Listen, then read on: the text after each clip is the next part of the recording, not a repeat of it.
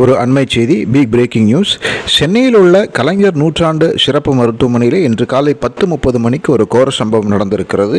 அங்கு பணியில் இருந்த அரசு மருத்துவர் ஒருவரை ஒரு இளைஞர், 26 வயது மதிப்புமிக்க இளைஞர் ஒருவர் கழுத்திலே குத்தியதிலே அந்த மருத்துவர், பணியில் இருந்த மருத்துவர் உயிருக்கு ஆபத்தான நிலையில் இருப்பதாக தகவல்கள் கிடைக்கின்றன. பாலாஜி என்ற இந்த மருத்துவர் ஒரு கேன்சர் ட்ரீட்மெண்ட் செய்யும் மருத்துவர் என்பது தெரிய வருகிறது. இந்த குற்றம் சாட்டப்பட்ட நபரனுடைய தாயாருக்கு சரியாக வைத்தியம் பார்க்கவில்லை என்ற கோபத்தில் சில நண்பர்களோடு வந்து இந்த டாக்டரை அந்த இளைஞர் குத்தியதாக தெரிகிறது.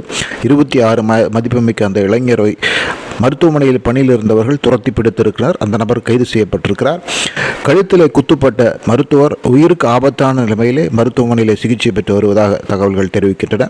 சென்னையில் பட்டப்பகலில் நடந்த இந்த சம்பவம் பலரையும் அதிர்ச்சி பெற செய்ய வைத்திருக்கிறது. அரசு மருத்துவர் கவலைக்கிடம்.